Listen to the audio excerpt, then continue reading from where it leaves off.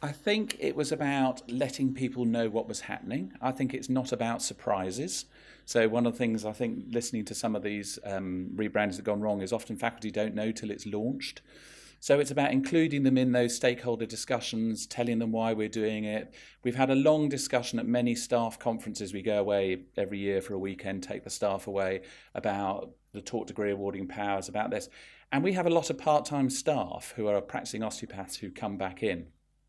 So kind of they don't really understand it as well from the point of view why it's important for higher education, the degree awarding powers and whatever. So it's very much about engaging with them and saying this is what we're doing and why. I was really surprised that we have 400 shareholders. We're a strange institution. So at the AGM, I was very worried when we put the UCO name up for the AGM. We only had 4 votes against it, which was extraordinary. Part of that was also getting good stakeholder support from well-known names in the profession. We also were we did some alumni roadshows around the country, and I was talking to people there about names and changes. So I think it was about information beforehand and taking people along with us.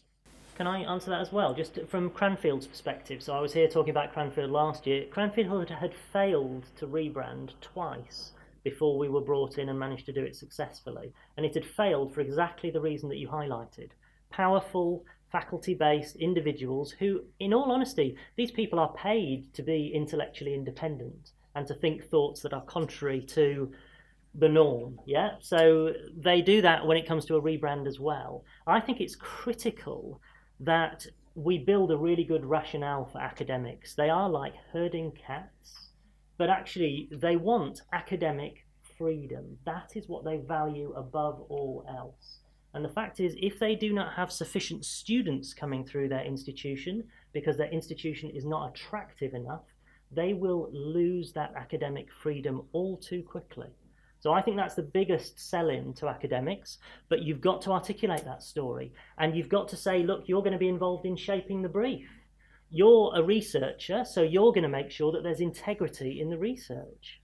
At Cranfield, quite a large part of the budget was paid for us as an agency to present to a group of 90 internal key stakeholders who were deemed to be the people who could make this work or stop it working.